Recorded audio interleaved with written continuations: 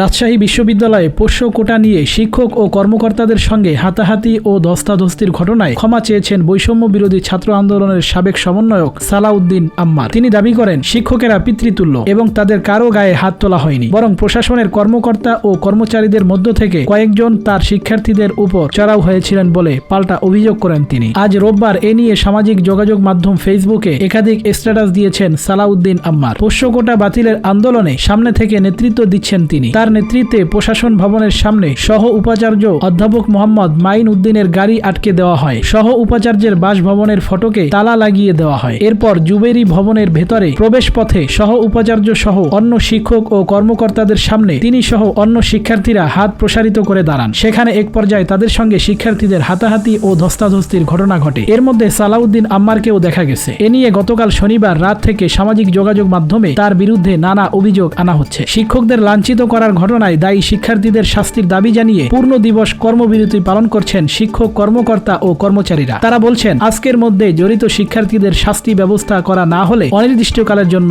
লাগাতার কর্মবিরতিতে যাবেন তারা। এক স্ট্যাটাসে সালাউদ্দিন আম্মার বলেন, স্যাররা আমাদের পিতৃতুল্য। স্যারদের সঙ্গে আমাদের ব্যক্তিগত কোনো শত্রুতা নেই, তাই কাউকে ব্যক্তিগতভাবে অ্যাটাক বা অশালীন ভাষা ব্যবহার আমরা করিনি। আমাদের ভাইদের অনশনের 24 ঘন্টা অতিক্রান্ত হলেও নোটিশ প্রত্যাহারে প্রশাসনের কোনো ইচ্ছা না দেখে আমরা এই জায়গায় আসতে বাধ্য হয়েছি। গতকালের ঘটনার বর্ণনা দিয়ে তিনি বলেন, স্যাররা ডিসিশন ছাড়া যেন না যান তার জন্য প্রশাসন ভবন, বাসভবনের গেট, জুবেরি ভবনের সামনে আমরা হিউম্যান চেইন মানববন্ধন করে দাঁড়িয়ে যাই। ওনারা জোরপূর্বক আমাদের হাত সরিয়ে ভেতরে যাওয়ার চেষ্টা করেন। তখন ছত্রভঙ্গ হয়ে সবাই স্যারদের আটকাতে চেষ্টা করেন। কারো গায়ে হাত দেয়নি। তবে পুরো ঘটনার জন্য ক্ষমা চেয়ে সালাউদ্দিন আম্মার বলেন, তারপরও যতটুকু হয়েছে সেটার সবটার জন্য আমি ক্ষমা চেয়ে নিচ্ছি।